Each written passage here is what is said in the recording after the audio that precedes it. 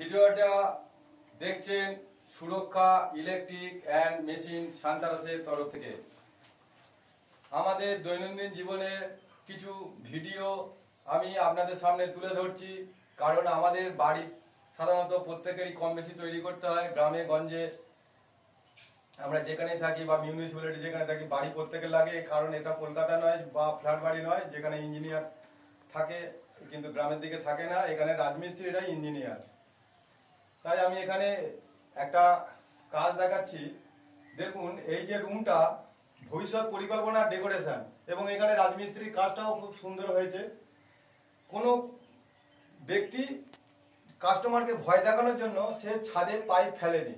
কি ফেলেছে? সিঙ্গেল একটা করে পাইপ ফেলেছে, কারণ তাকে ভয় দেখানো হয়েছে যে ছাদে বেশি পাইপ ফেললে ছাদ খারাপ হয়ে যাবে। সেই কারণে দেখুন, একটা করে শুধু পাকার পয়েন্ট দিয়ে একটা 3/8 পাইপ দিয়ে এখানে ডব নামিয়ে দিয়ে ছেড়ে দিয়েছে। দেখুন, বিমের ওখান থেকে ডব। আর দেখুন, এখানে ফ্যান ইউ ক্লাম ব্যবহার করেছে। করার পরে দেখছে যখন তারা পরিকল্পনা করছে যে এটাকে কনসিল না করলে মানাবে না, এবং এরপরে প্লাস্টার হবে, প্লাস্টারের পরে পুট্টি হবে, পুট্টির পরে প্রিন্টিং হবে, তখন দেখা যাচ্ছে যে এর প্রচুর কাটাকাটি করতে হবে। এবং তাছাড়া আরেকটা সমস্যা, দেখুন এইখানে যে পজিশনটা আছে, এই মাটি কিন্তু এখনো ড্রেসিং হয়নি, এবং এই টোটাল কাজটাকে আমরা নিয়ে যাব ফ্লোর থেকে। তাহলে ফ্লোর থেকে নিয়ে যেতে গেলে আমাদের কি করতে হয়? আমাদের যেটা করণীয় সেটা হচ্ছে রাফ ঢালাই ফেলে নিতে হয়। রাফ ঢালাই ফেলার পরে আমরা ফ্লোর থেকে লাইনগুলোকে, বোর্ডগুলো যে সান্তারাস দিয়ে কাটানো হবে, কারণ আমাদের চ্যানেলে সান্তারাস এবং ইলেকট্রিশিয়ান টোটাল সবাই আমাদের মিস্ত্রি, তারা নিজেরাই কাজ করে। সবাই সান্তারাসের কাজও করে, ইলেকট্রিকের কাজও করে, ফল সিলিং, প্রিন্টিং, বিভিন্ন ধরনের মিস্ত্রির গ্রুপ আছে আমাদের। সেই সব দেখুন, এখানে সান্তারাসের কিছু কাজ করা হয়েছে, কিন্তু প্রচুর কাটিং করতে হবে। এখানে মাটি আছে, মাটি পরবর্তীকালে যখন এই মাটিটাকে আমরা ড্রেসিং করতে যাব, সেক্ষেত্রে দেখা যাবে এই যে এবড়ে খেবড়ে জায়গাগুলো লোড হবে না।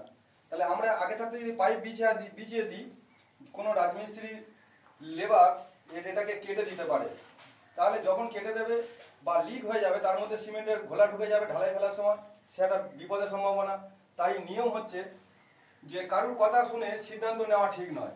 কোনো সাধারণ আম পাবলিকের সঠিক ইলেকট্রিশিয়ানের কাছে পরামর্শ নিয়ে ছাদে পাইপ ফেললে কোনো ক্ষতি হবে না, লাভ ছাড়া কোনো ক্ষতি হবে না। কারণ আমাদের এখানে সাধারণত বিল্ডিং এ যেসব পাইপ ফেলা হয়, এই পাইপের কোনো রকম বিল্ডিং এর ক্ষতি হওয়ার সম্ভাবনা নেই। কারণ যে ছাদে পাইপ ফেলার ব্যাপারটা থাকে বড় বড় প্রমোটারি বিল্ডিং এর জন্য, যেখানে মানে 10 ফুট 20 ফুট চওড়া প্যাসেজে বিল্ডিং এর টপ থেকে নিচের দিকে নামলে দেখা যায় গোড়ার যে বেসমেন্টে সেখানে প্রচুর পাইপের হয়। সেই ক্ষেত্রে বলা হয়েছে, কিন্তু সাধারণত নর্মাল একতলা, দুতলা, তিনতলা বাড়িতে এইরকম ধরনের সমস্যার কোনো সম্ভাবনা নেই।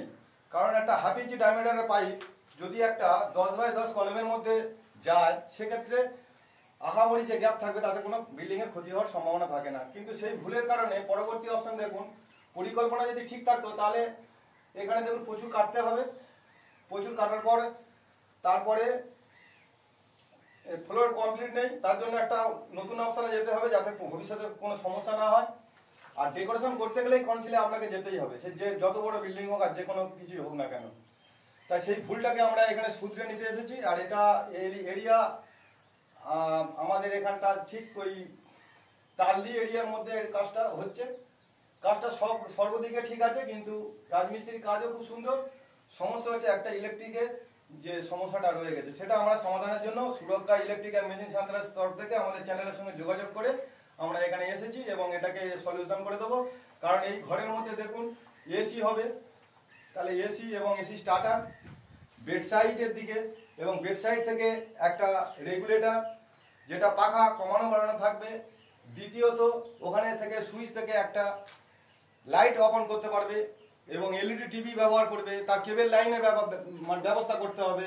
আবার ঘরের ঠিক প্রবেশদ্বারের মধ্যে একটা 12 মডুলার বোর্ড ব্যবহার করতে হবে, যাতে যেটাকে ঘরের যখন এই প্রবেশ করার পরে সুইচটা প্রবেশ করে অপারেটর করবে। আর তাছাড়া আর একটা ডবল ব্র্যাকেটও ব্যবহার করি, কারণ সিলিংয়ে কোনো রকম সিলিং লাইটের স্টেপ করা নেই। যেমন আমরা অনেক ক্ষেত্রে দেখা যায় সিলিংয়ের জন্য আমরা এলইডি প্যানেল লাইট ব্যবহার করি। ওই সিলিংটায় যেমন মাঝখানে পাখা যদি আমরা ব্যবহার করি, সেক্ষেত্রে আমরা 4টে কোণে অন্তত 4টে এলইডি সার্ভিস লাইট ব্যবহার করি, কিন্তু এখানে সেসব কোনোটাই ব্যবস্থা নেই। কিন্তু এই কাজটাকে আমরা সম্পূর্ণভাবে ঠিক করার জন্য আমরা এখানে এসেছি এবং এটাকে ঠিক করে দিয়ে যাব, যাতে ভবিষ্যতে কোনো অসুবিধা না হয়। রাখো।